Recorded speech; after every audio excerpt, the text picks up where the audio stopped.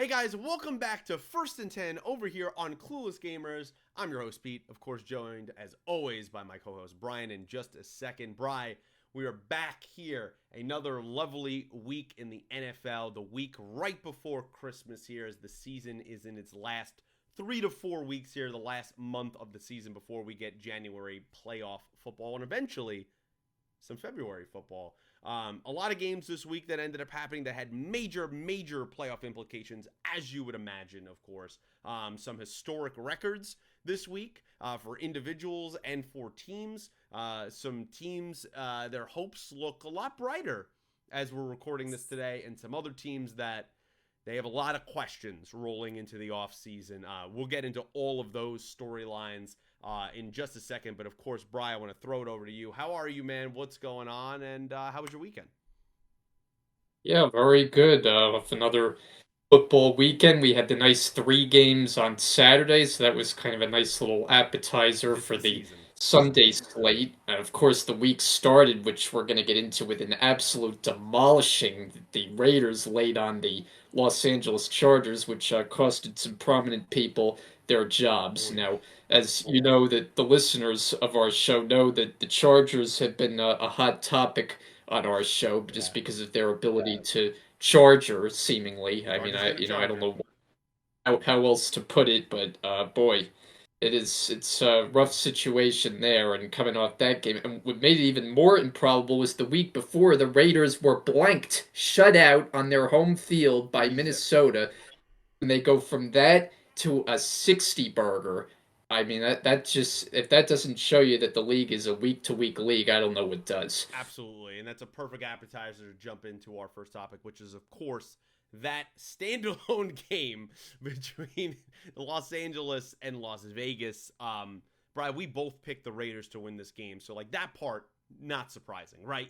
Herbert's out for the year. They're starting backups. There's all injuries. We've talked at length over several years now of this podcast of actually the entire tenure of Brandon Staley there in Los Angeles, of the Chargers always charging. We could go back to his first year of constantly the analytics, which we've also talked about at length, of going for it on fourth down. You have the last game of the year that he ended up costing them a chance at the playoffs when they could have just tied these said Raiders and actually made the playoffs and ended up screwing themselves. Then, of course, last year was the famous up 27-0 against Jacksonville and blowing that game. And then that was kind of just personified his kind of tenure there in Los Angeles. And this season has just been basically from the quarter mark an outright disaster. I mean, it's just been up and down. And now it's outright just bad. I mean, the team, I would say, quit on them on Thursday night. That was an absolute quit. If you've ever seen it from professional ball players, and to lose the final score being 63-21, I don't want to hide the lead there. An historic performance. I think the first time in several decades, I don't remember the exact number, I can look it up in a second, where there have been two different teams that have scored over 60 points in the same season. I mean, that it just doesn't happen. Even in an all offensive league as it is in 2023, this still does not happen. So just what an abomination. I know Los Angeles, especially the Chargers, doesn't really have any fans, so it's not like it would be that much worse if this happened in SoFi on their home turf. But I mean, just to get bludgeoned on the road in Vegas in front of that hostile crowd, and it ultimately ended up costing Brendan Staley, the head coach, and the GM Tom Telesco their jobs. We never advocate for people to lose their jobs, but I'm sure they'll get a solid severance package more than the rest of us. And when you play this bad at this high of a competitive league, at the top of the sport, at the major moneymaker in sports entertainment in America, tensions are high and expectations are high, and this stuff is going to happen. Brian, before I throw to you, I mean, how many teams can we count in this league that have an outright, we would both agree, all-star franchise quarterback and are this bad? Like, that's a problem. That's a infrastructure franchise level problem from the base all the way to the top of the organization. And I just wanted to say that before I kick it to you. I mean, what'd you make of the mess that happened in Las Vegas on Thursday?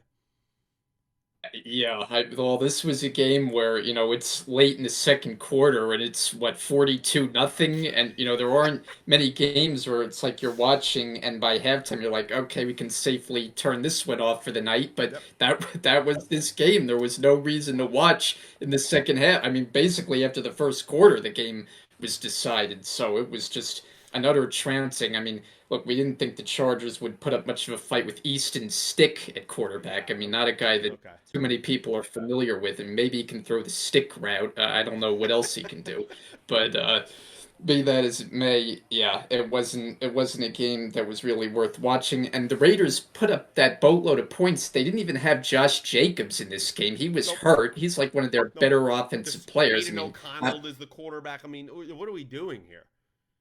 and he throws 5 touchdowns. I mean, Devontae Adams finally wakes up a little bit. So yeah, a big time performance from them. And the Chargers, yeah, not at all surprised. I mean, there were plenty of tweets out there that was like, okay, so does Staley get fired at halftime here? Right. And it wouldn't have been a surprise with that performance. And then after the game, of course, the questions are asked. He says basically he doesn't know what his job future is. They ask him, does he think he deserves to stay? He says yes. So I mean that what are you gonna say Right. really at that point? But it was like the next day the news came out. Not really surprising to anyone. And the other point I would make, and you brought up Justin Herbert, who I would agree, has the look of a franchise quarterback, but the bottom line is, he's got to play a lot better. And I know a good part of this is on the coaching not being up to par with the Chargers, but we've talked about it that watching him play this year, it just leaves something to be desired. So, yes, coaching has been a problem, but I can't absolve Herbert of any blame here. Like, he to me has not played very well, and I don't think it's like a sure thing that the next coach comes in and all of a sudden Herbert is, basically a top 5 quarterback. He's got a long way to go. This is a guy who's already gotten paid like he's one of the big dogs That's at the fair. position, and this year, this was a flat performance by him. Yeah, I mean, I can't disagree with that. In the pie chart of blame, I would probably give him like 25 or 30%. I don't think his play was great this season, but man, did he get let down by a coaching staff? Man, did he get let down by wide receivers? I think of that Green Bay game of Keenan Allen, who's a surefire, just impossible Hall of Famer, having a fantastic year, just dropping open touchdowns that never happened. Like, they always had moments this season that they could just never help Herbert. We won't even talk about, Quentin Johnson there, which looks like an absolute bust of a first round wide receiver. That man can't catch to save his life. I don't care that he caught a touchdown in back to back weeks. It was in garbage time in both games. So it doesn't even matter. He definitely has assessed some blame. I think part of it is he's getting the crap beat out of him. I mean, we've seen some injuries here in back to back years now. You do not want that to happen to your franchise quarterback. It's the exact same thing I'm saying to Cincinnati these days, where I'm like, for God's sakes, protect Joe Burrow. Like, when you have these guys, they are special. They do not. They're like once in a generation quarterbacks to grace your franchise, and you've paid both of them. You need to surround them and protect them, and that includes coaching. And I thought it was fair because I was afraid that they were going to fire Brandon Staley, but not Tom Telesco. And I think he deserves even more of the blame because he's drafted and put together this roster. He's the one that made the signing for J.C. Jackson, the corner from New England. I think it was like 40 years, 82 million. Absolute bust of a player there in Los Angeles, and then he heads back to New England. That did nothing. Khalil Mack's having a good season this year, but for the most part, he's not gotten the same return of what he was when they traded those picks for him. That hasn't worked out. They gave the extension to Bosa. He can't stay healthy. They gave that extension to Derwin James. He does not look like the same player coming back from injury. He just cannot cover a lick in space at all. All of those moves, and Quentin Johnson, like all of these moves fall at the feet of Tom Telesco. And I think from that to the Eckler situation where, they didn't want to pay him. I mean, he looks like a shell of himself these days. There are so many things to go around where I don't know how easy of a fix this is, Brian. That's what I wanted to talk to you about before we swing it over to the Raiders. Like, is this job for you in the offseason? Is this an attractive job for a head coach? Or do you see this as like a multiple year rebuild plan? I think it's attractive to a degree because I think prospective coaches are going to look at Justin Herbert and say, wow, look at the talent this guy has. Look what I can potentially Mhm. get out of him.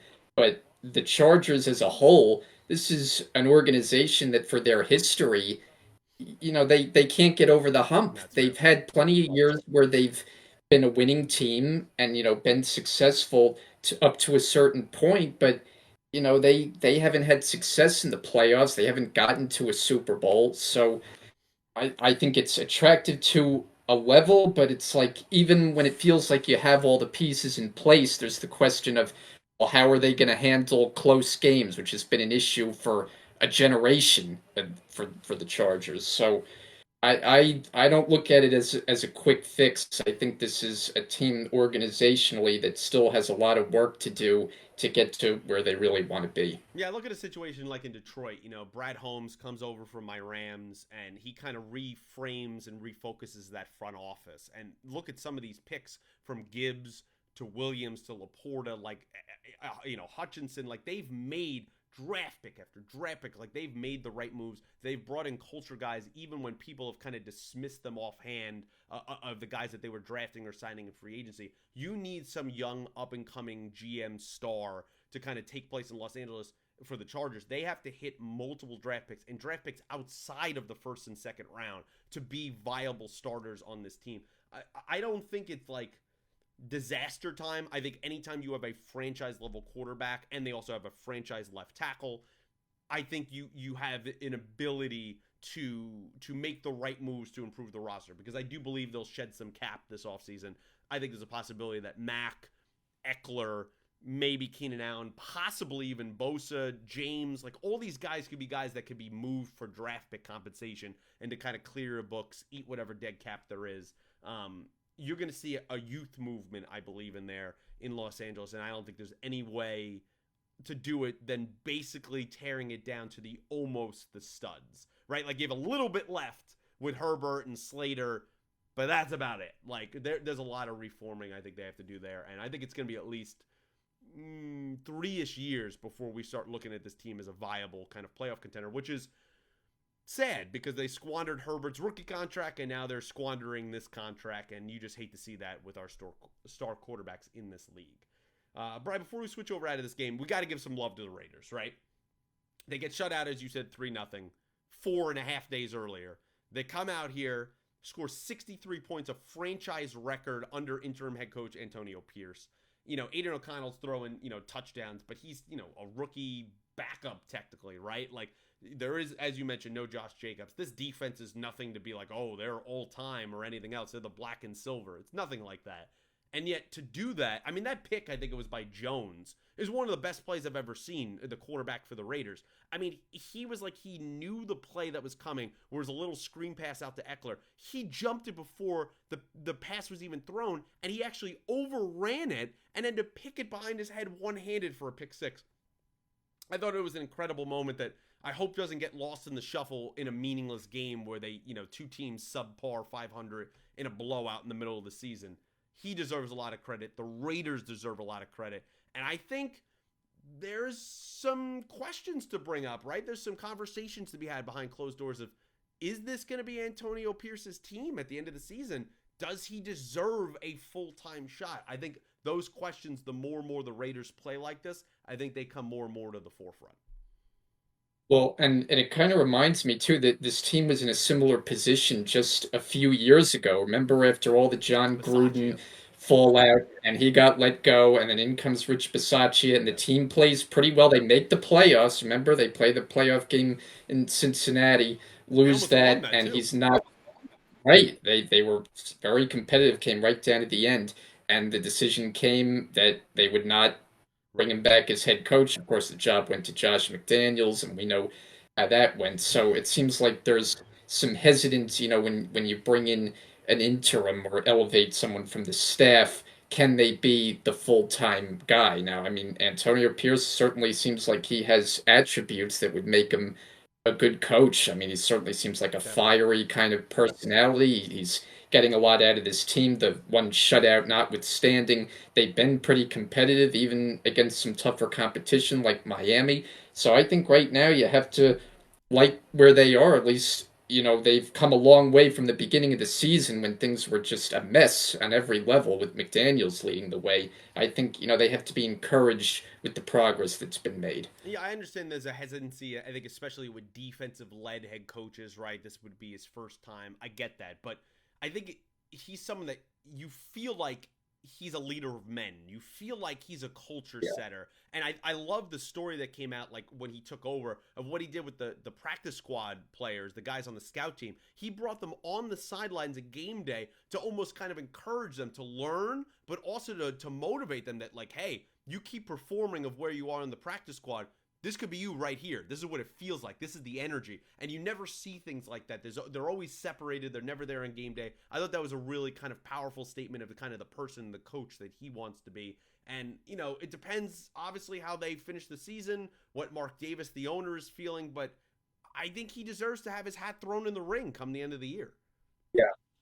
Yeah, no, I agree. I think he should definitely be a big part of the process. I mean, I'm sure, they'll interview other candidates and unless they can get like a Jim Harbaugh or, Right. someone of that ilk, Probably I not. would have to believe, Pierce will very much be in consideration for the full-time job. No, I think it's totally a possibility. Brian, let's switch over to some of the other games here. I want to, we're going to kind of jump around a bit because I just can't wait to not talk about this game because this game is it's just monumental for playoff implications of what it means of how we view these teams. I want to go, of course, to Buffalo, as I imagine you knew I was talking about. Buffalo wins this game against the Dallas Cowboys 31-10. Yes, it was by the end of the game a monsoon and raining in Buffalo and all of that stuff. But Brian, we didn't expect this. I think both of us out of the Cowboys to put a dud like this in Buffalo, and every single time we want to put some stock into this Cowboys team and go, you know what? Shoot, they might be like the second best team of football behind San Francisco. This team's pretty great. They do this. And it's like every Yeah. time they play teams, especially away from home, that are above 500, look at their road record the last 2 years, they're bad. I mean, they're bad, bad. I mean, they're scoring under 16 points a game this season on the road outside of the garbage Giants and Carolina game. That was a stat I saw, right? Like, those two road games, you don't even count. You're playing two of the worst teams, especially the Giants at that time, in football. All these other teams they've played, they just cannot win on the road. They even lost to Arizona on the road. So I wonder what's the state of the Cowboys, where you are right now, because with this loss, they basically have screwed themselves out of the number one seed. That seems like a foregone conclusion. That's gone. And now, as we're recording this, we have the live Monday night game of the Eagles and Seattle. Currently, 10 minutes to go in the fourth quarter. Eagles are up 17-13. They win that game. Not looking good for the division either, which means you're in the 5 seed and all right, you get to play the NFC South winner. Great. Congratulations. You did that last year. It'll probably be the Bucks again. But you're going to be on the road again for the playoffs. Like I don't understand what to make of this team, and I guess I should have trusted my gut. I picked the Cowboys to win this game, and I wanted to pick Buffalo, and I'm stupid that I didn't pick Buffalo because the road record tells you everything you need to know. Brian, what do you view the Cowboys? Has your opinion changed? Did you think they were always like this? How do you view them now for the rest of the season?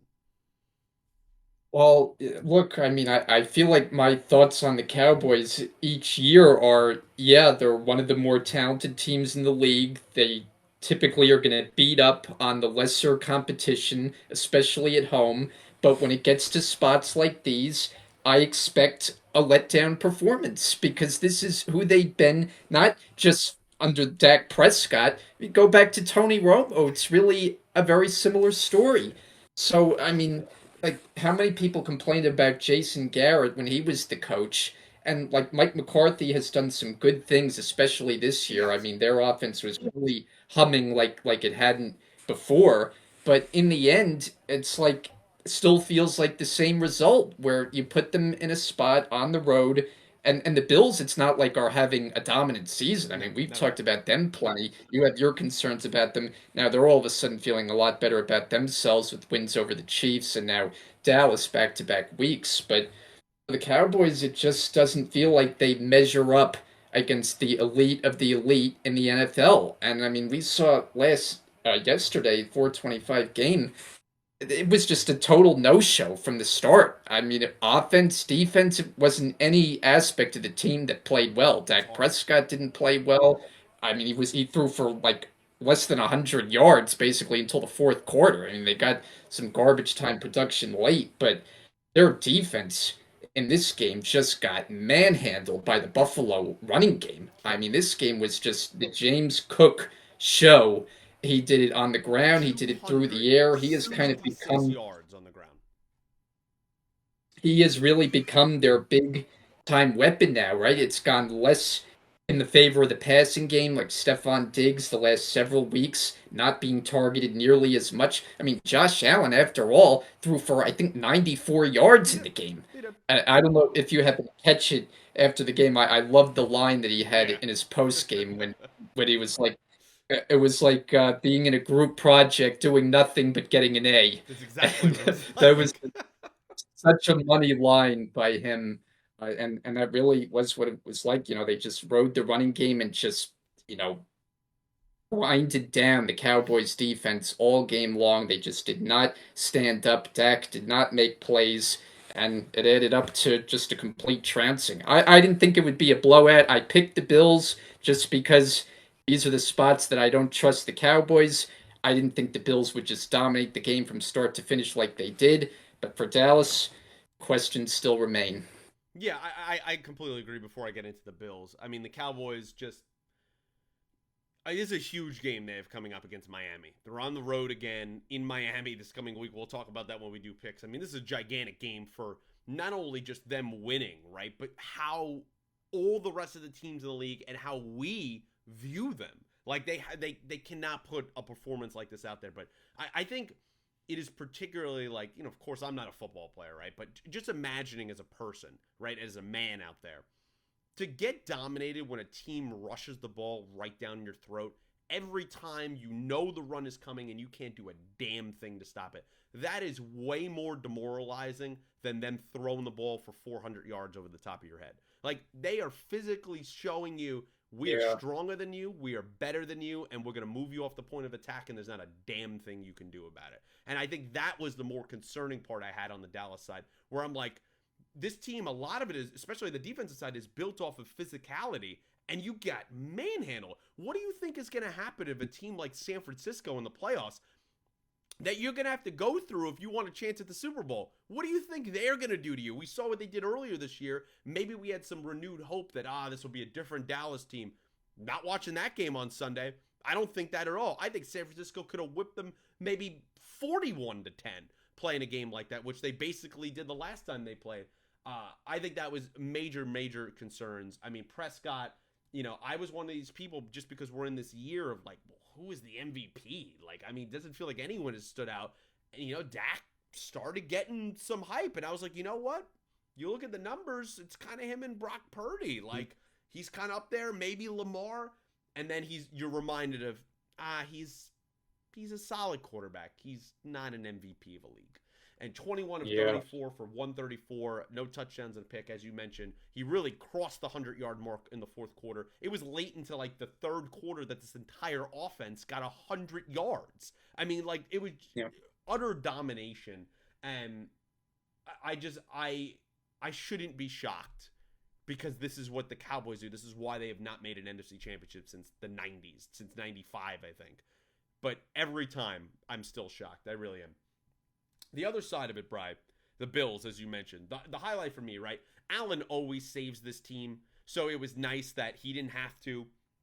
It's not like he didn't even play his best game, which he didn't, but also he only threw it 15 times, right? It was a driving rain, Yeah. especially as the game went on. You should be keeping this ball on the ground. It actually reminded me in some ways of that game years ago that New England and Buffalo played in the wind game where you couldn't throw the ball at all, and New England passed it 3 times and won. It was Mm. similar to Oh that. yeah, Not yeah. as bad, but similar to that, where I was just like, this is a game where you ground and pound. And this has been the major transition of what I've been talking about on this show. And it's not a new point. Other people have talked about it, but I'll reiterate it. This Buffalo offense needed another dimension. You cannot just throw the ball with Allen and he be the lead rusher. You needed someone there. And this James Cook looks like he is finally that piece. You know, they talked about he kind of reminds them of a Kamara. I see that very much so. And to have 179 yards, he also had 42 yards receiving and a touchdown there. He actually should have had a second receiving touchdown that he ended up dropping, where he was right about to go in Yeah. the end zone and Buffalo settled for a field goal. I really like the dynamic he brings to this offense, and I'm not saying it completely has to do with Ken Dorsey's fired, you bring in Joe Brady, blah blah blah, but it has to be a large part of it because you've changed the philosophy and the identity of what this team should be doing. Ball control. The defense has a lot of injuries. Let's keep them off the field. Last they had two major injuries in this game. Espinoza and Hyde didn't even play in this game. So you want to keep a ball control offense, and I really like what that meant for Buffalo. I do have to ask you on kind of a scale of 1 to 10 before we move on. What is your confidence as they sit ninth in the AFC right now in playoff, positioning? They're out of the playoffs. They're on the outside looking in. 3 games to go here against the Chargers and Miami, and there's another tomato can in there as well. What is kind of your rating of your confidence that this Buffalo Bills team will make the playoffs? Well, I mean, I think I was more confident than most people, a few weeks ago when most kind of buried the season and didn't give them much of a chance. And I just felt like, too much talent, especially with Josh Allen and all that he can do, that I felt like they would stay in the mix. And now back-to-back weeks here against, quality competition, I think they've thrust themselves very much back in the conversation. On that scale, I mean, I can't put it too high just because of where they stand right now and behind the teams that they're trailing, but probably like a 6.5. Okay. I'm thinking Okay. between 6 or 7. I definitely think they'll be able to handle their business against the Chargers and the lesser teams like that. And Miami is a team that the first meeting this season they crushed in Buffalo. So I mean, this one One of the would best be in wins of the year Miami. for any team. Right, that was, when they were really on a roll there. They had like 3 straight games where they just pummeled the opposition, and then after that they went into their tailspin where they just didn't play well. Even in a couple wins like the Giants game, they did not look themselves at all. If you remember Yep. that No, Sunday I nighter, do. the They honestly Tyrod should have Taylor, lost. Honestly, that was 14-9, I think it yeah, was. the Tyrod Taylor led Giants, nearly had that when they were up 6-0 at halftime, and yeah, that was a weird game to say the least. But yeah, I give them a decent chance. I feel like their confidence level is back now. I feel like as you talk about the new dimension that they have with this offense, and in yesterday's game, even with some of the key injuries on defense, like they got after Dak in this game, and the Oh yeah. Cowboys' offensive line, which had been playing so well. That really is the biggest key with the Cowboys is when that line is playing well and they're able to keep Dak upright and get the running game going, their offense can click on all cylinders. But it was both lines, like you talked about Yeah. in the game yesterday. The Cowboys defensively getting run over, which they absolutely did, but they also didn't stand up well on the other side. Like Buffalo No. dominated the other line of scrimmage. So when you get dominated on both ends of the line of scrimmage, you're doomed, and that's what we had. And in a game where they needed the run, was this not a game that they needed like old peak Zeke?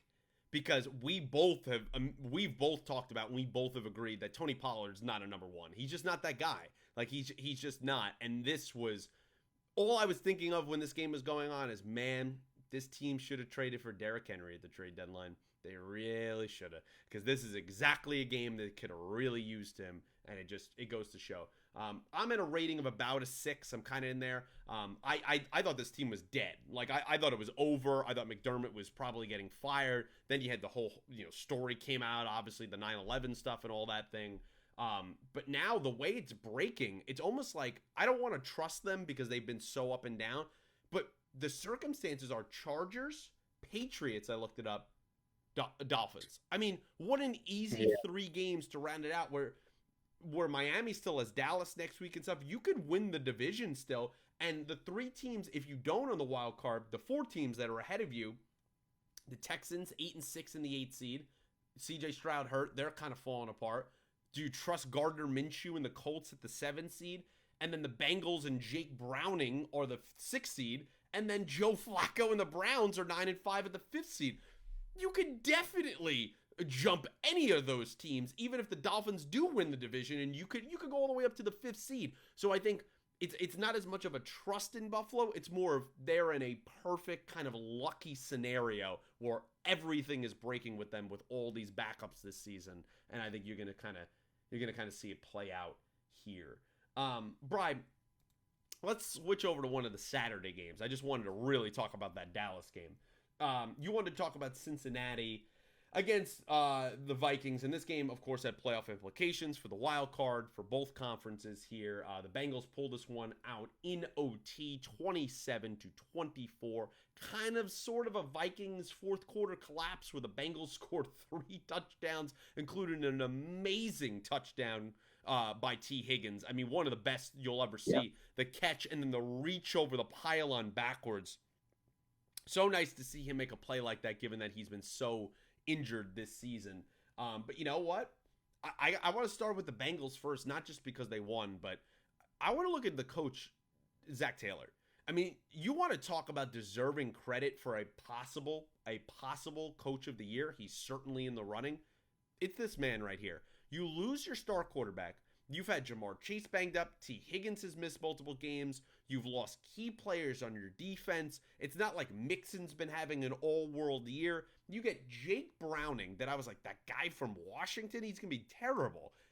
To turn him into a not only serviceable, but a guy that's throwing over 300 yards a game, and they're winning these games and making comebacks even when they're down. It's not like they're getting 30-point leads and he's coasting. He is helping them win these games. I think that all has to do with Zach Taylor's play calling, his coaching. He's coaching this backup quarterback up on the fly that I think we could all agree. We don't think Jake Browning is going to be a household name after this season.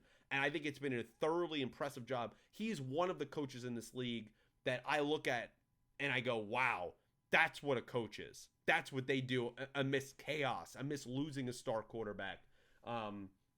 I've been thoroughly impressed what they've done in Cincinnati there. And hell, I thought they were absolutely dead when Burrow goes out. And now with the Steelers collapsing and you still have the Browns there, and then the Ravens are kind of separated themselves. They have a real shot to get into the playoffs. Now, I don't know what serious noise they can make here, right? They sit at the 6th seed. So at the moment, they're playing the 3 seed, which is the Chiefs.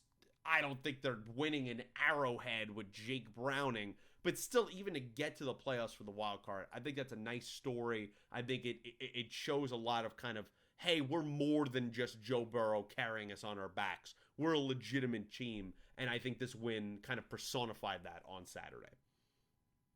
Yeah, for sure. And especially, like you mentioned, it's not a game where they get out to an early lead. No, they find themselves down 17-3 in the first half. They're going against Nick Mullins on the opposing side quarterback, and he's out there, making plays, and the Vikings are getting off to an early lead, and then there's Jake Browning rallying the troops. I mean, they scored those 2 touchdowns in like a blink. It was like I stepped away for 20 minutes and I came back and it went from 17-3 to 17 all. I was like, wow, well, that was fast. So, yeah, I mean, he really has this offense running very well and proving that the team was not all about Joe Burrow, that they had a good foundation in place.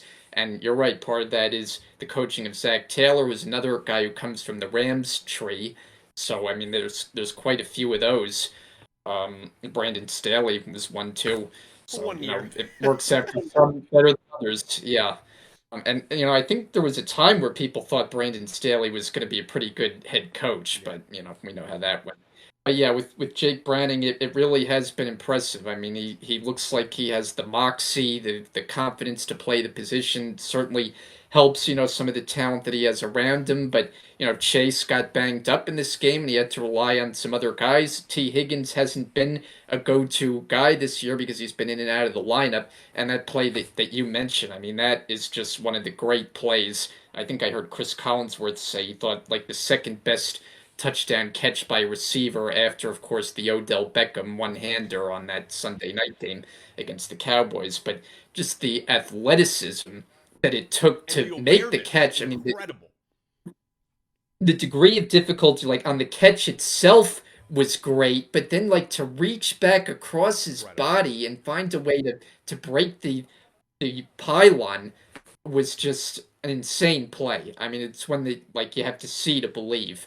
So an incredible play there, and they pull it out in overtime. So yeah, a heck of a win by the Bengals, who stay afloat in the playoff race, and I have reason to believe they'll remain competitive here with Jake Browning, even in some tougher competition. Like you mentioned, a potential matchup with the Chiefs.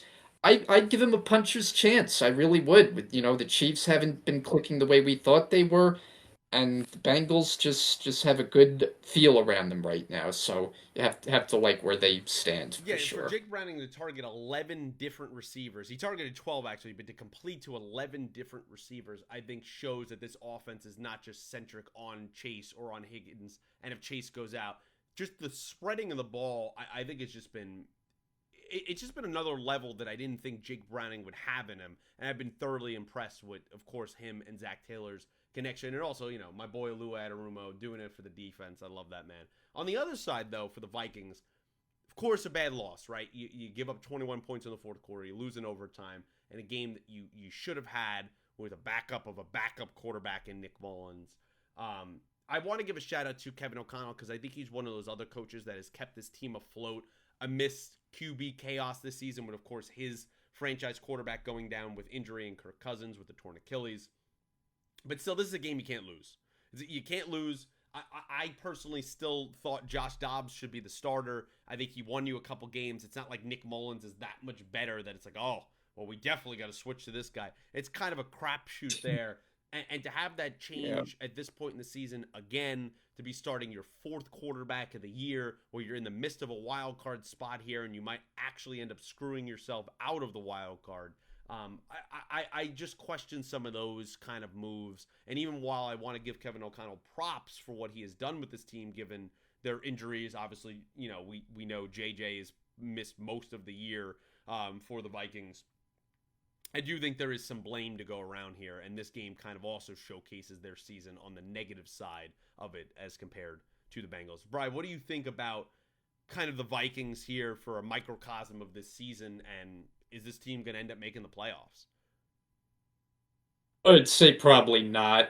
And they got off to such a promising start. I mean, I really would like to see this whole season be played with Kirk Cousins, especially with the way he Me too. started this season, because he was playing probably the best football of his He was career. playing great. It was just one of those They, injuries they that was just weren't just winning. such a difficult pill to swallow. And remember, they did kind of turn it around there after Mm-hmm. those first few games. They got themselves back to a winning record, and then Cousins goes down. So, I mean, it's really been kind of a roller coaster ride with the quarterbacks, because then you get the whole Josh Dobbs story, and that's kind of a feel good situation. He comes in with no knowledge of the playbook and pulls out that one win, and then he gets another one. But, I think it was that performance against the Raiders where no team could score into the fourth Yeah. quarter, and, they pull it out with a field goal, and they just decided we got to go in another direction. I'm with you, though. It's not like you're going to an option where you're expecting big things from. It's basically going from one backup to another.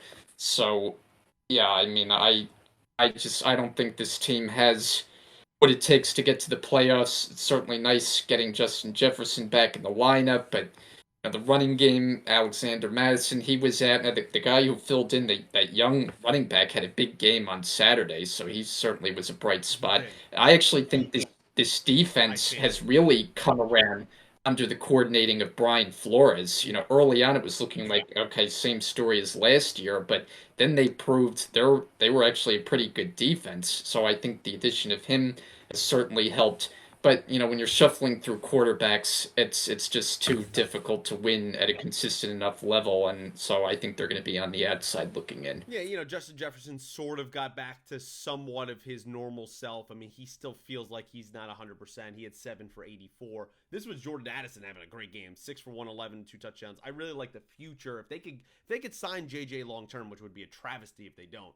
Whoever plays the quarterback, whether it's a rookie or they go free agency or they bring back Kirk, whatever it goes, I think there's a lot of reason to hope, especially because Brian Flores seems to be turning around that defense. It's nice to see Daniil Hunter get back to what his old self is. Jonathan Bullard had a sack in this game. So there are some things to like in Minnesota. I just don't know if this is going to end up breaking their year kind of amidst the QB chaos of what is going on. But yeah, shout out to those guys. They played hard. It was a good game. Ty Chandler, great game. And we'll have to see them going forward. I think there's a lot of elements for both of those teams. I just think one is trending in an upward direction, and one is trending sort of downward. Brian, as a brief update, there are 36 seconds left in this Monday night game. Seattle has the ball down 17-13, and they are trying to drive. They're at the Philly 29 currently. I believe it's 3rd and 10. So, wow, what a loss that would be if Philly blows that one. But we'll get to that in a second. Brian, let's go to our final game here for Week 15 that we wanted to talk about. Which ended up being the final game of the weekend. On Sunday night, Baltimore goes into Jacksonville. They win 23-7. Very weird game, right? Because Jacksonville had many chances to score points, and this game looks so much more lopsided than it actually was.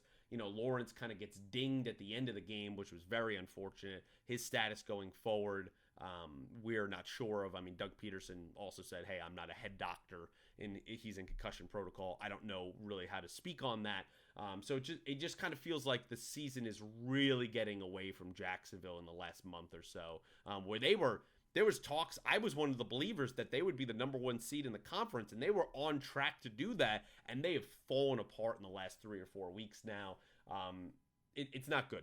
It's not good just to simplify it. Lawrence in this game, you look at stats-wise, pretty good. He had some great throws, but once again, he has, for a quarterback, he has a weird fumble problem. 2 fumbles lost in this one. The one he had on the sideline inside the 30-yard line that definitely cost them points. He didn't even look like he was touched. He kind of just dropped it. I don't even know what happened. Yep.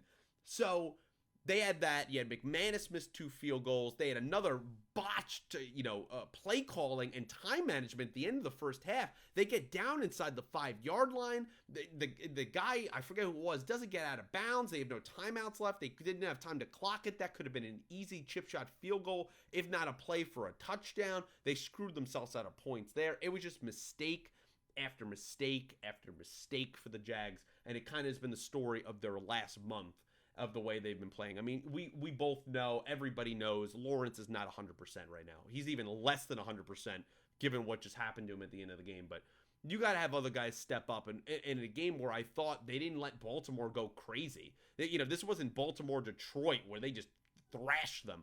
They had many opportunities that they squandered away. And, if we look back this season, Brian, where I don't think it's crazy to say at this point, they're at a risk of missing the playoffs because the Colts and the Texans are right on their heels. So they better be very careful about their playoff positioning the way they are going. Brian, what'd you think of kind of the game itself? And if you wanted to start with Jacksonville, what's going on there down in South Florida?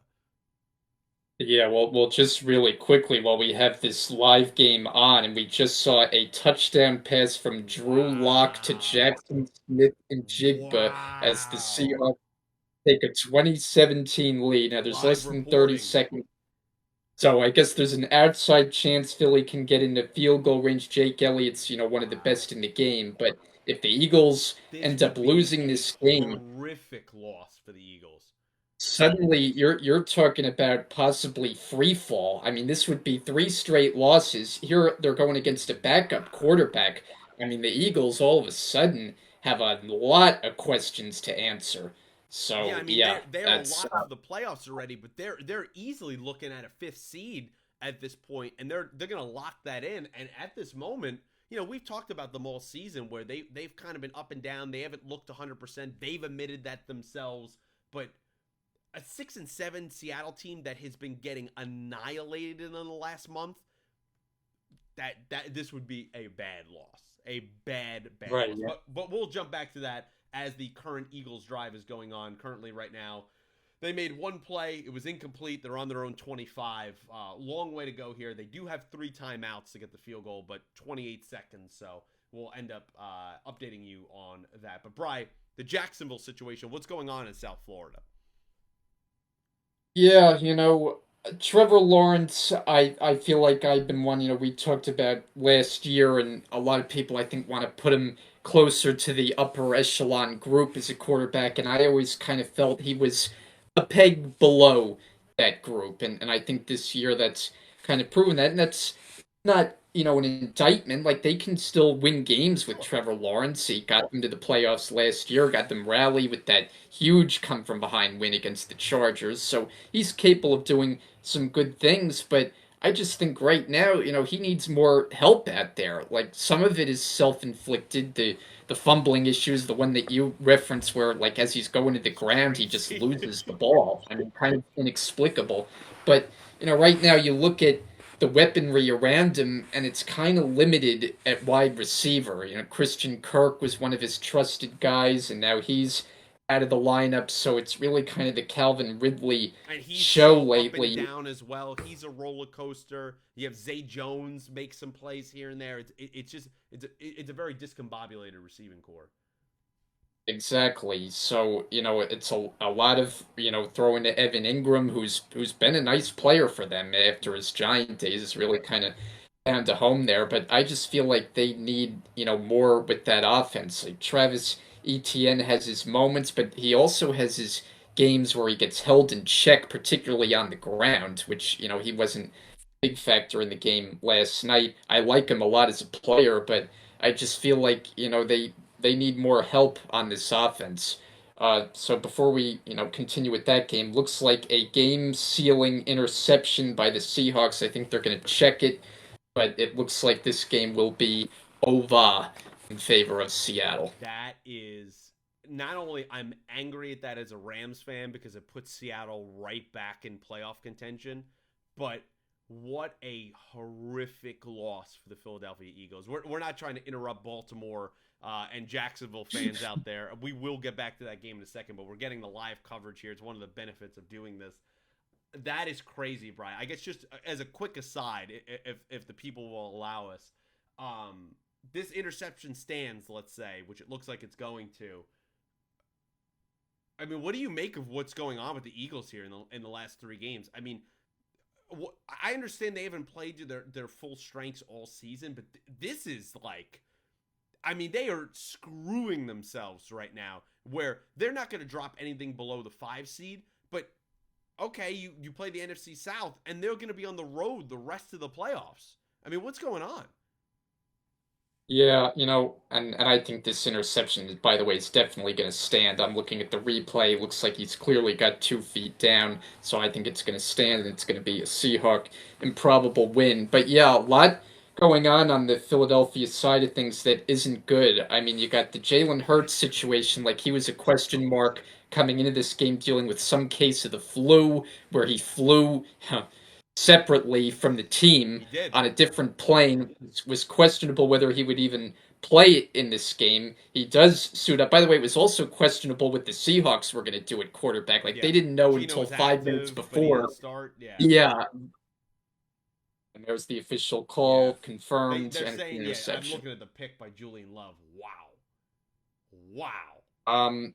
So that's one aspect, but the other thing, that's worth addressing is I almost feel like it was kind of a panic move that they made with the defensive play They did that calling this week. situation. Switch to They Matt Patricia. stripped, yeah, Yeah. went to Matt Patricia, and it's like for a team, that has the winning record that they do to make a move like that this late in the season, to me screams panic move. Absolutely. And I I agree with that. I just I don't like the look of And that the at all. report too that I think it's Joe Desai or whatever didn't have. They felt like he didn't have confidence. Like, what is Right. that about? You're gonna just eviscerate the man while he's still on the staff? Like, I didn't really like any of that. I don't like what's going on over there. But they also they didn't fire him, right? He's still on Not the as far as I staff. He's know. I just think not he's. calling That's the my play. point. I think he's still there. Yeah, yeah. So I really a bizarre situation to say the least. Yeah, Sean Desai, excuse me. Um, yeah, as far as I can tell, he is still there. He is not. I'm looking up the news now. He has not been cut from the team. They just had he didn't carry himself with confidence, is what NBC Sports reported. I mean, that is like crazy. I've never heard of that before. Where you keep a member of the staff, a coordinator, but demote them in the middle of the season. I don't think I've ever heard I anything like know. that in my life. Like that's wild. That is wild.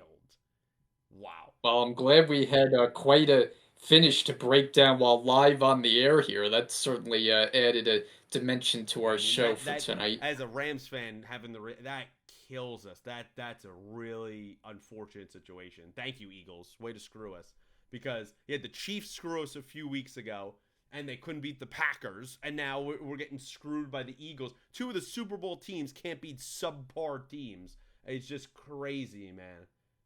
And their final remaining schedule: Tennessee, Pittsburgh, Arizona, all completely winnable games.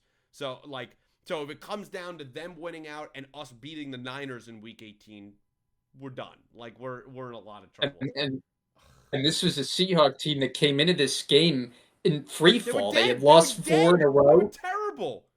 Oh my! They have a backup quarterback. Drew Lock is. We know what Drew Lock is at this point in his career. To let that happen, regardless of Seattle being at home,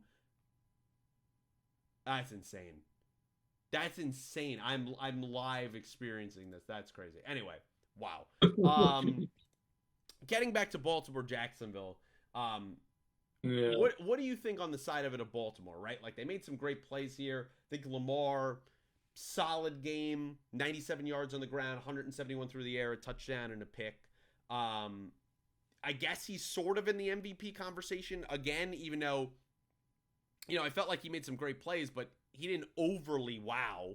And No. actually the wow of the night for me was Isaiah Likely. I mean, this guy that has stepped in for Mark Andrews is making play after play. He has really, really done a more than serviceable job at the tight end spot. Brian, at the top of the AFC right now is the Baltimore Ravens, 11-3. What do you think of this team? Yeah, I think they're very well balanced. I think they're solid offensively, led by Lamar Jackson, but I think the defense probably stands out to me even more. Now, maybe not necessarily last night, as they gave up their share on the ground, but at the same time, they force, I think, four turnovers. So this is a defense that really gets after you, and I feel like on all levels, they're one of the few units that can potentially shut down an opposing Yeah, their offense. defense And is good. so to me, it's the defense more than anything that if they get to a Super Bowl or win it this year, which I give a decent chance. I mean, I think they're one of the handful of teams that you could say has a decent chance to win the whole thing this year. The way they're constructed top to bottom. I think almost it is more about the defense on all levels that has done the job, from start to No, finish. they deserve 100% of the credit there in Baltimore. I mean, they've played great all season. That's what made me feel so great, just not to switch it to the Rams, but it made me feel so great how they played. And that defense has consistently shown up all season long, even when the offense hasn't been there. And I think there's an element that the Ravens have, just like Buffalo, where if they get rolling, they can steamroll a team. Like they're one of these teams where you're like, okay, we've seen it a couple times this year. You could win by 35-40. Like you have those capabilities when all your cylinders are clicking, and there's not that many teams. It's really them, Buffalo, and San Francisco. Like I don't even throw Dallas into there because they do it against garbage teams, right? Like against actual good teams, it's really only those three. I'm thoroughly impressed with the Ravens. They're a team that when I sat down when we did our preseason picks, I was like, I don't know. I kind of feel like they might be on the outside looking in. I don't know if they're gonna make it. They might be like the 8th seed. They might not get a wild card. Hey, here they are again. Fooled me once, fooled me twice. They've been the number 1 seed in the last 2 years, and then Lamar got hurt. Now he is healthy, knock on wood. I shouldn't be surprised that they are once again at the top of the conference. Also, Well, and I just want to bring up too quickly go for it. because I think we talked about it last season. I had wondered if John Harbaugh had kind of run his You did. course You in did. Baltimore, and that maybe a change could be, in the offing there, and that's proven to be anything but the case. I mean, this is a guy who's been around there for a long time. There's not a lot of coaches who last 15 years in one place, and he has now, and he has consistently delivered. So I have always felt that he's one of the best coaches in the league. I mean, I think most people do. He's a Super Bowl winner, of course, but he's a consistent head coach, and the Ravens are lucky to have him. No, he's a great one, man. I understand. He comes from a special teams background. Okay, what does he do? But it's the organization's the structure. It's what he provides with multiple coordinator changes that have gone on there, multiple offenses that they've brought in. Switching from Flacco to Lamar, like he deserves so much credit, and I think you could see how viable he is, right? Of course, he is a franchise quarterback, but how viable he is in Baltimore compared to his division rival in Pittsburgh. Mike Tomlin, also been there for 17 years or so, and that kind of seems like it's running its course a little bit. And part of that is because they don't have a franchise quarterback. So those two elements of head coach and quarterback are so important, and we see that every week in teams like the Baltimore Ravens. Brian, let's get to some picks. Let's go to week 16 picks. God, I'm so deflated after watching that game live. I'm looking at what a pick by Love. I don't know what Hurts was doing on that play. And then the play, a couple plays before that, did you see? 3rd and 10, he just chucked it up into double coverage of DK Metcalf, and he made a great catch. Like, I mean, the Eagles, you got to be sick, man, to lose a game like that. You got to be sick. That is just bad, man. And I wonder if they automatically already updated the playoff picture. Probably not. They're probably not that quick with it. Let me see. Now they are. So the Seahawks have moved up to the 8th seed now after that win. The Saints dropped to the 9th seed. They were currently the 8 yesterday. The Rams are still the 7th seed, so we're still holding it. Then the Vikings. And the Eagles have switched to the 5th seed, and the Cowboys are now the 2 seed. So massive implications for that game. And just when I thought Seattle was dead and buried, the Eagles can't even help me out. Oh, Lord. Anyway, let's go to some picks. Week 16, Bri, where the games are right before Christmas or even leading up to Christmas Eve. And I believe there's also a Christmas Day game, right? There's 3 There's Christmas a couple. Day. Yeah. There's 3 Christmas Day games. I don't think I've ever seen that before. There's a lot of new things they're doing this season. Of course, it starts off with a team that I didn't talk about in the last few weeks, much at least, we didn't focus on. The Los Angeles Rams will host the New Orleans Saints on Thursday Night Football. There's no way to slice this, Bri, besides this is a playoff game. It straight up is. The Rams, if you look at the New York Times, have about a 76% chance before this Seattle result of making the playoffs if they win, 14% if they lose. So, like, this is it. You are at home. The Saints are not that great. I don't care that they just beat the Giants at home. You want to be a real team and make the playoffs, this is a game you need to win in Los Angeles. You're mostly healthy. You have all the momentum. I believe they will win this game. I am picking the Rams. Now, is this a classic Rams spot to let you down? Absolutely. This is what they do. But I have to believe that we're going to be able to not let Derek Carr throw for 300 yards on us. And for God's sakes, I will say this, Bri, before I turn it over to you. Darion Kendrick, our cornerback, he wears number 1, better not be starting in this game. This man almost single-handedly cost us the game on Sunday against Washington. I've seen it all year. He is awful. He got arrested off the field. He's terrible on the field. There is no reason this man should be a starting quarterback on this team. That's all I'll say. Frustrating. Also, at the moment, I should say, I guess one more thing, Bri, sorry. If you follow Super Deep Rot, it's our friend Dylan on Twitch. At the moment, we'll see, depending on his kind of illness situation, at 8:15 on Thursday, I will be live on his Twitch reacting to this game, and it will be in the bottom screen. So you could watch my painstaking possible moments of this playoff game every moment. So if you want to check that out, I will link it below. Yeah, hopefully that will happen, and I'm excited for that. But Brian, who you picking in this game? Yeah, I got to go with your football team here. I just haven't felt like I have a lot of confidence in the Saints throughout this season. I mean, I think both you and I had the Giants in the game yesterday. I mean, I guess we were drinking a little too much of the Tommy DeVito Kool-Aid as he came crashing back to earth. And, the Giants really kind of had a no-show, as both local teams did. I mean, I might get a couple minutes on the Jets later. There's not really a whole lot to talk about. It was, just an absolute dud. But, we'll get to that maybe a little later. I am taking the Rams. Your point about the cornerback, I'm guessing that's why Terry McLaurin absolutely went Yeah, off yeah, it was in in the the game fourth quarter yesterday with like alone. 140 yards. Yeah, Yeah. yeah. But also my observation, in the part that I saw the game yesterday on the Cooper Cup touchdown, I don't know that I have ever seen a more wide open He wide almost receiver. overthrew I mean, him. that was like, we know Washington's defense is bad, but that was just Yeah, like, I mean, I saw people were like saying Ron Rivera has Cup on his fantasy team. Like that's how bad it was. There was not I anybody in the country.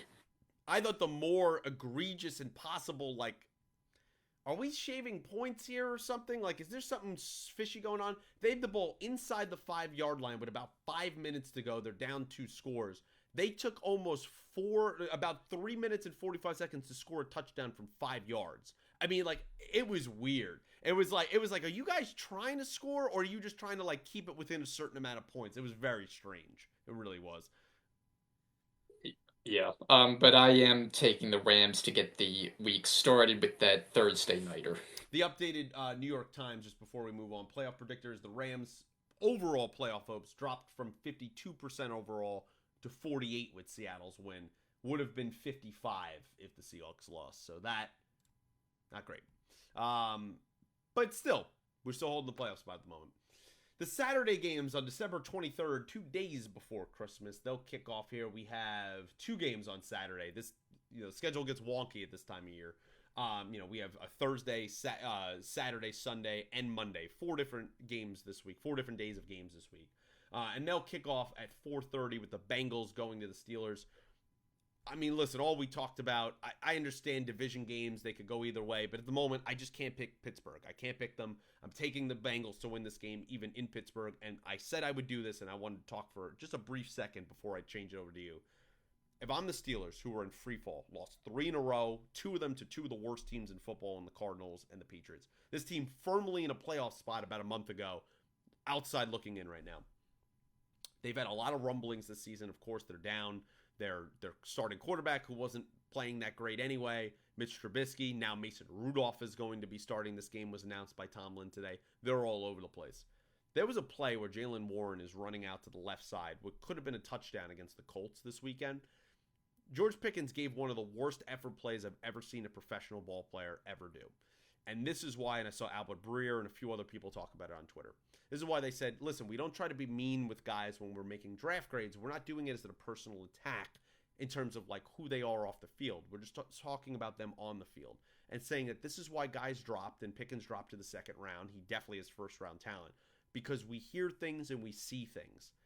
To give an effort play where he kind of just, pushed the cornerback and literally stood there and watched the play as Warren got tackled by like 3 other guys. When if he gave a good block, Warren could have ran off that and scored a touchdown, at least gained more yards.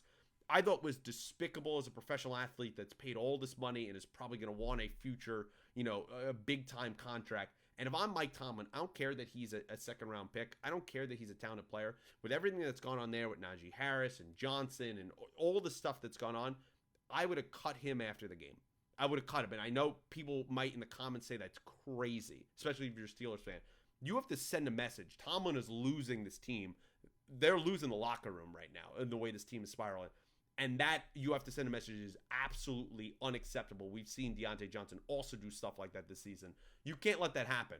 You cannot let that happen, especially when a backup quarterback is trying to develop some chemistry with those said players. all those reasons, I cannot pick the Steelers. So Bride, thanks for allowing me to just say that. I'm taking the Bengals.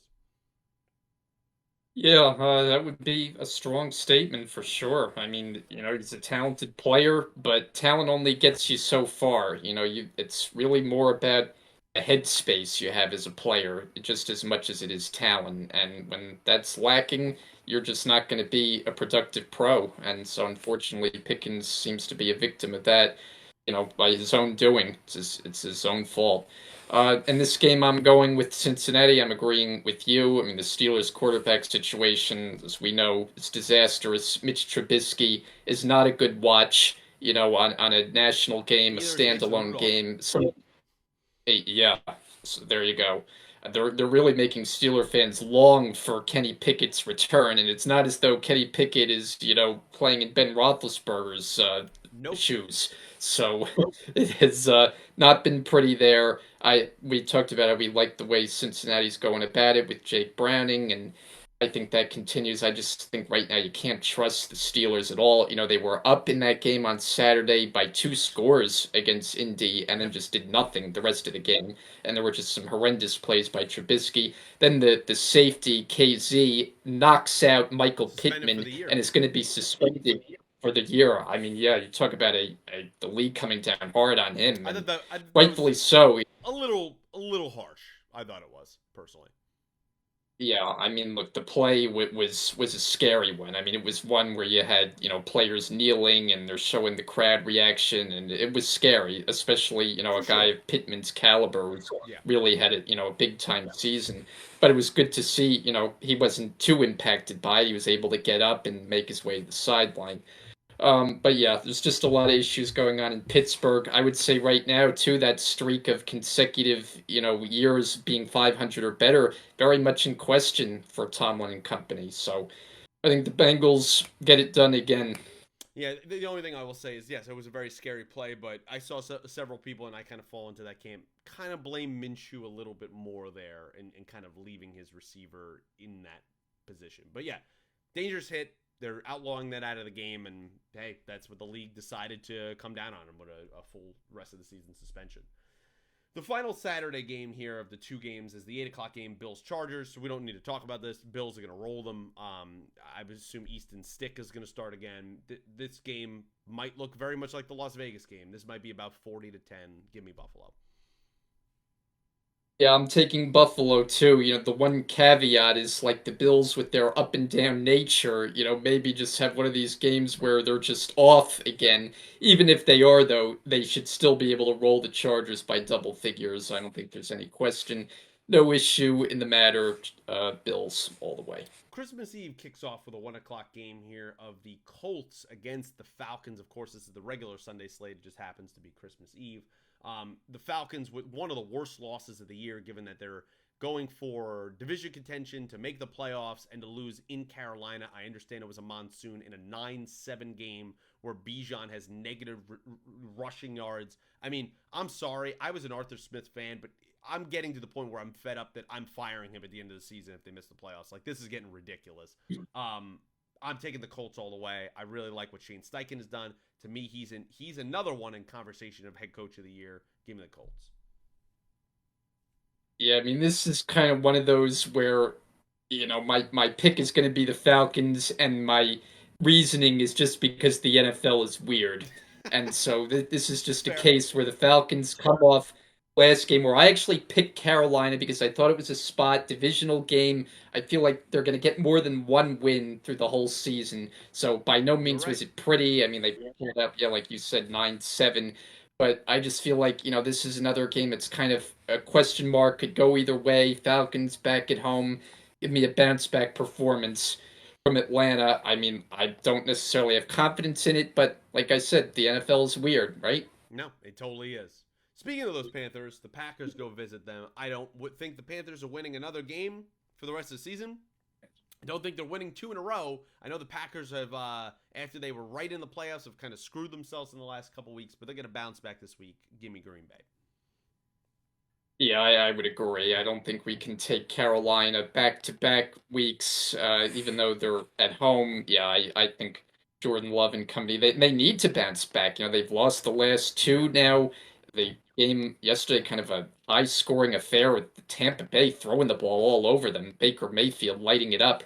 And then, they had the disappointing loss against the Giants. I think they do find a way to get right here in a place that they should win. Packers. Browns visit the Texans in a very interesting playoff implications matchup. Is CJ Stroud going to be back for this game? I imagine he will be. Kind of can go either way game. I could see either team winning here, but with Stroud, presuming he is back, I just feel like the Browns are kind of due for one. They've been sneaking by with a few ones these last few weeks. Give me the Texans to win this one, and close.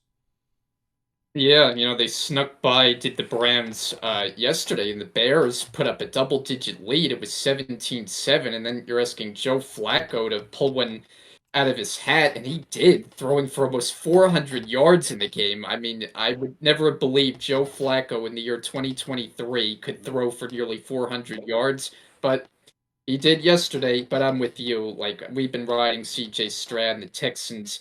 Even without him yesterday, they pull out that game, come from behind in overtime in Tennessee with Case Keenum under center. So if Stroud comes back, I feel good about the Texans getting it done here. And the Browns honestly should have lost. I mean, Mooney had the Hail Mary right in his hands, and he dropped it at the end of the game. The Lions will go to the Vikings. Again, major matchup here in one end for the Lions to kind of clinch a playoff spot and for seeding, and for the Vikings to just stay in wild card contention, especially after Seattle just won here on Monday night against Philadelphia. But I can't trust Nick Mullins and the Vikings. I understand it's on the road, but for the most part, we're indoors. That's where the Lions play well. Give me them all the way. Yeah, I'm taking Detroit too. I mean, Jared Goff, we didn't talk about that Saturday night game when he just lit it up like a Christmas tree here around Christmas time against the Broncos with 5 touchdown passes, three of them to the tight end that we talked plenty about, the rookie Sam Laporta having an outstanding Guy. season. Amon Ra continues his role. So the Lions, when they're rolling, they are They're tough to dangerous. stop. That offensive line keeps Goff upright. They're a really scary team. I think they're going to keep it going here against a Vikings situation that's very uncertain with the quarterbacks. I like Detroit as well. The Commanders go to your poor Jets, who were eliminated from the playoffs and continue their streak of the longest active playoff drought of any of the four American sports. Bri, I don't do that to hurt you. I just do that to inform the fans. I honestly have no idea who to pick in this game. I mean, is there a possibility that Jacoby Brissett is starting after Howell got benched? The Jets, I guess Zach is playing, but he was hurt. So is Simeon maybe playing because he's in concussion protocol? I mean, this game is going to be a travesty to watch. I have no idea who to pick. I'm honestly going to pick the Jets just because I think defensively they can maybe get a pick or two and win this game. Um, I have no confidence in this pick at all. I mean, this could go either way. These two teams are garbage. I'm sorry. Yeah. Honestly, I'm picking Washington. The game yesterday was just so scoring because I actually gave myself like a little bit of excitement that they could even keep the game competitive. All the talk going in was how banged up Miami was. They're missing Tyreek Hill, a huge loss, of course, but they're missing key players left and right on the defense, on the offensive line. It's like the Jets should be able to make a game of this. They're coming off that feel good win against the Texans. They did everything right in that game, absolutely stomped on CJ Stroud, scored 30 points all in the second half, and then they come out and it's just a total Yeah. no show. And unfortunately, this is the story too often with this team is there are too many of these kind of games and they tend to follow just when you think things, if they're not turning around, that they at least are resembling something of a football team. Mm-hmm. And then it's like the next week, everything just disappears.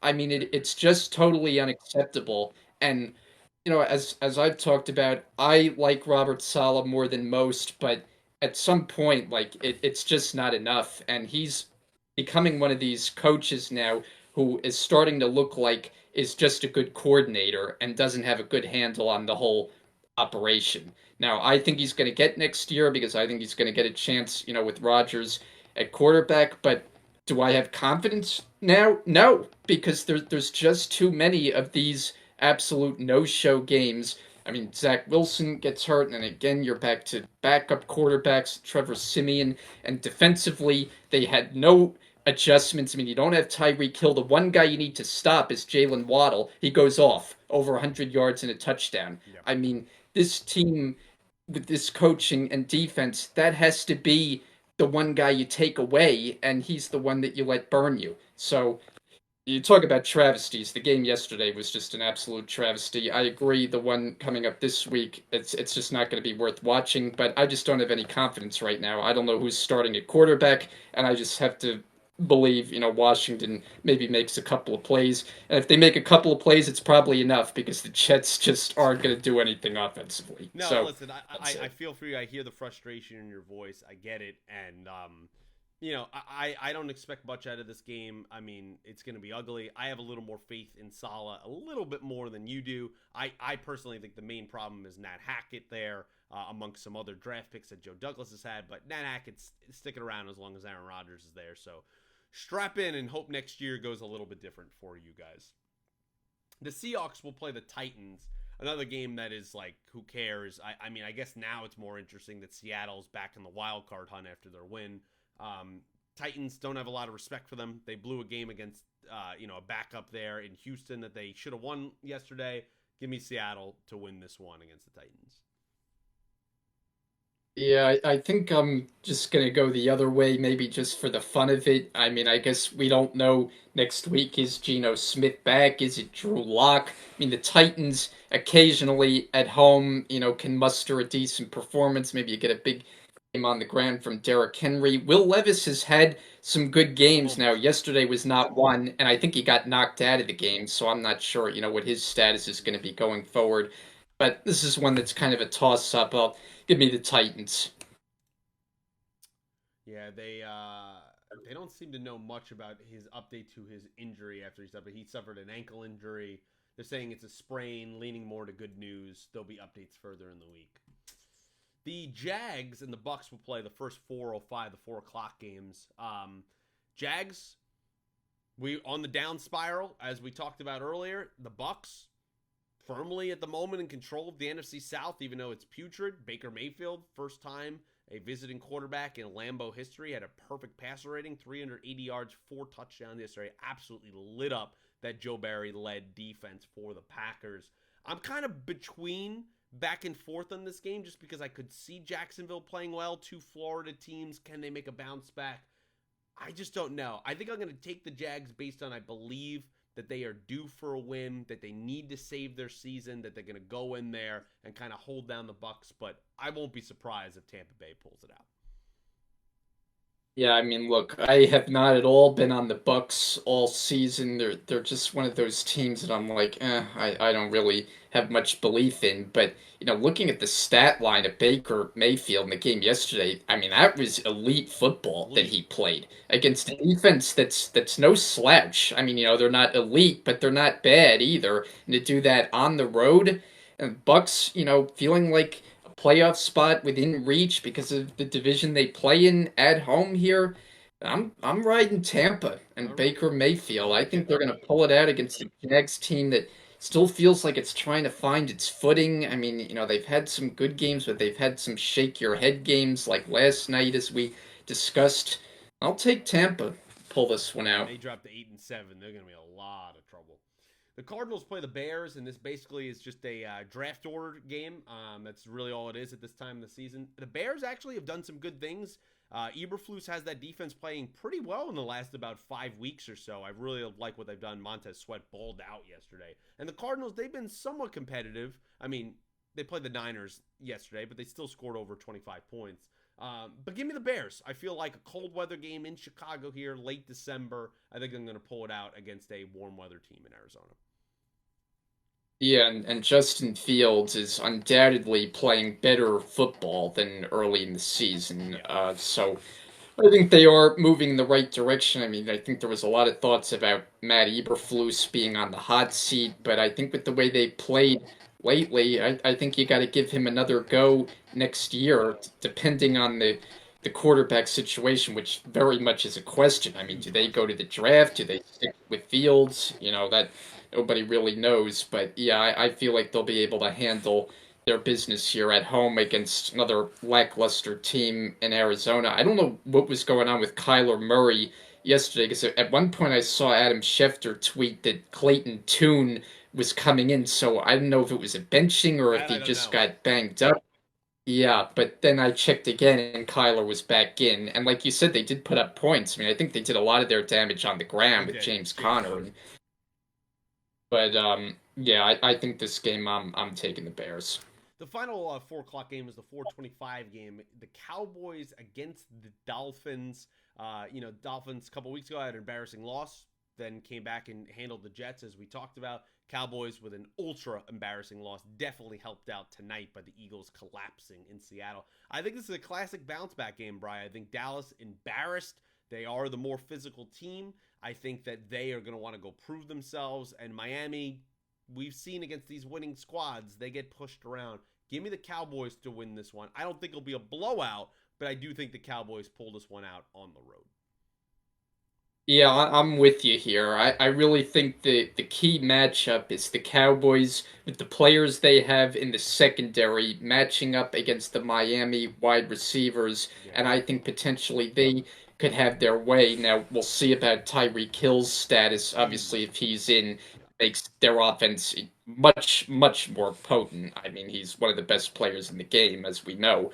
But if he's out, I think the Cowboys secondary can have their way with Jalen Waddle and basically not much behind him and make life difficult on Tua, who quietly hasn't been playing great No. lately. I No. mean, Miami's got that pretty good 1-2 punch in the backfield with the rookie Achan and Raheem Mostert, but Tua, they haven't really had the explosive plays lately.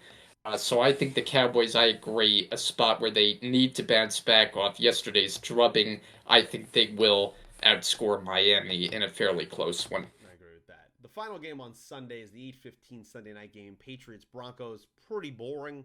Unfortunate that this is the Sunday night game. I don't have a lot to talk about. Broncos, I think Sean Payton, despite the Saturday game against Detroit, has done a lot of improving this team. Do I respect them a ton in terms of quality? Not really, but they're playing one of the worst teams in football. Give them the Broncos. Yeah, I mean, the Patriots, they are what they are. I mean, I guess maybe it was a little bit of a surprise that they kept the game within 10 Yeah, points it was. yesterday against the Chiefs, only a 10-point disparity. But yeah, I think the Broncos will be able to handle themselves here. By no means are they in great shakes coming off the blowout defeat against Detroit, but that offense, Cortland Sutton playing pretty well, all the touchdowns that he's scored, Javonte Williams in the running game, I think they'll be able to make enough plays. The Monday games, I've never seen this before. Kick off on Christmas. 3 Monday games on Christmas. And shout out to those players playing on Christmas.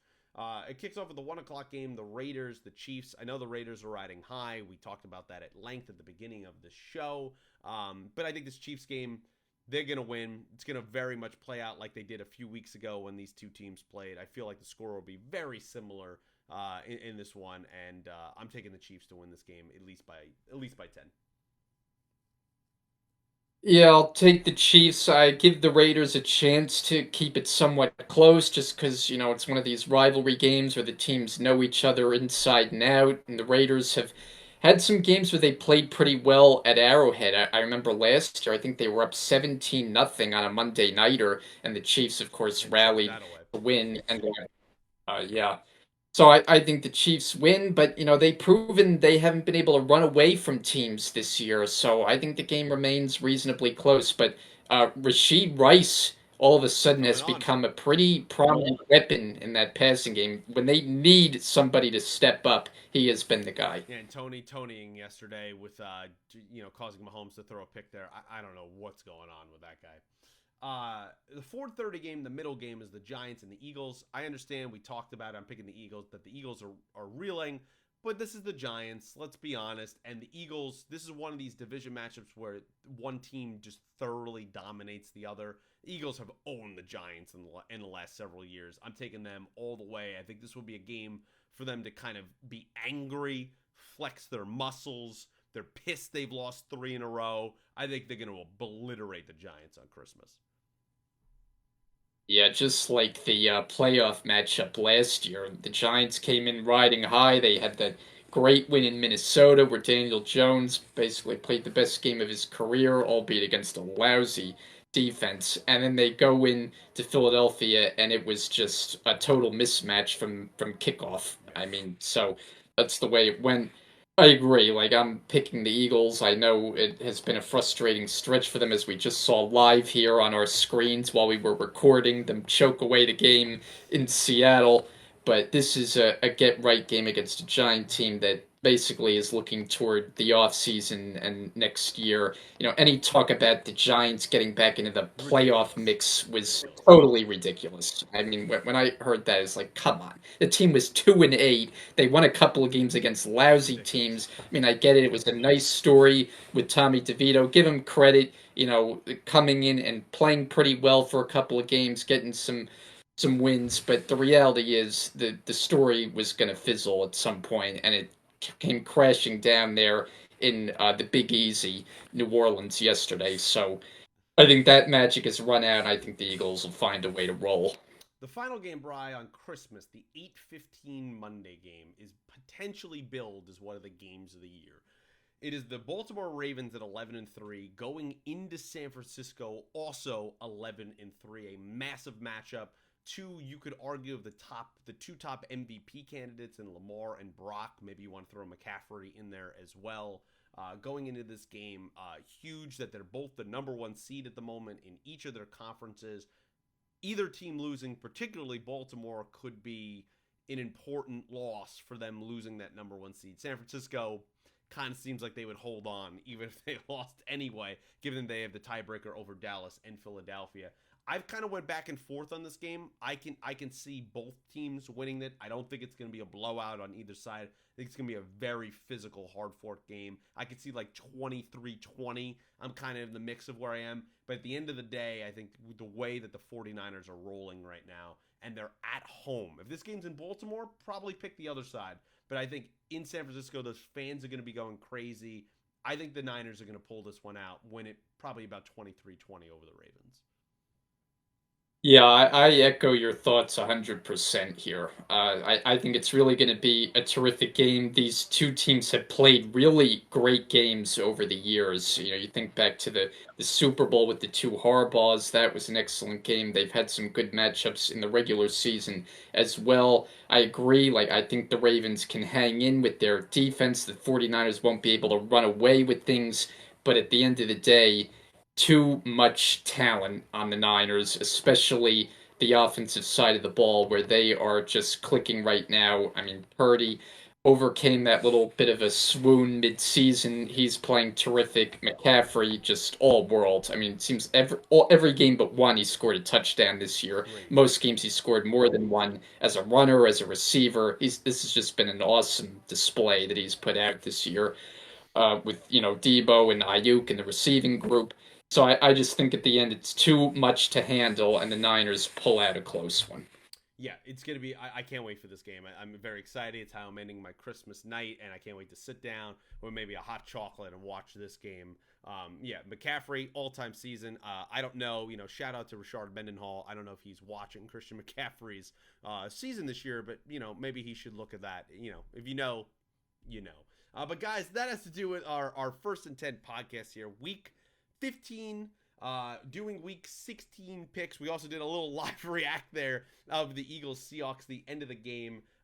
If you're joined us and you're here this long, this was a long one. We greatly appreciate you. We kind of missed it by a few days, so we really wanted to get a hearty episode to you. And it'll also be up earlier in the week for you guys as well, even before the Thursday night game. You'll see this probably later on Tuesday night, maybe Wednesday morning. As I said, at the moment on Twitch, Super Deep Prod, I will link it down below at 8:15 Eastern Standard Time. I will be reacting live on Twitch to the Rams-Saints game, which is basically a playoff game. So if you want to watch me pull my hair out for about 3 hours live, you'll be able to see the game on the bottom of the screen as well as my commentary. Please feel free to come by if you see this. I would greatly appreciate that. I'll probably tweet it out as well. Our links to that, all that stuff is down below, and any other timestamps or descriptions or anything else. Brian, it was a hell of a time. It was a blast here talking with you tonight. Any other final thoughts before we get out of here? Well, I just want to say to the viewers, in addition to thank you for listening to our show, sending best wishes for a very Merry Christmas, a happy holiday season, whatever holiday you're celebrating. We'll probably be on before the new year, so we don't necessarily have to wish you a happy new year, but maybe we will, just in case we're not on. But also, just quickly, I did not hear what Richard Mendenhall had to say regarding Christian McCaffrey. So if you could just enlighten I'll me really quick I, before we I'll, get out of uh, here. I'll I'll leave the fans a little bit in the fun comedic dark. I will show you the tweet after we wrap up here. But yeah, it was an interesting one. All right, but guys, that has to do with our podcast here, First and 10. Thank you so much once again for being here. Like the video, subscribe to the channel, share with your friends if you'd be so kind. And until next week, guys, happy holidays, as Brian said. And until next time, thank you for watching.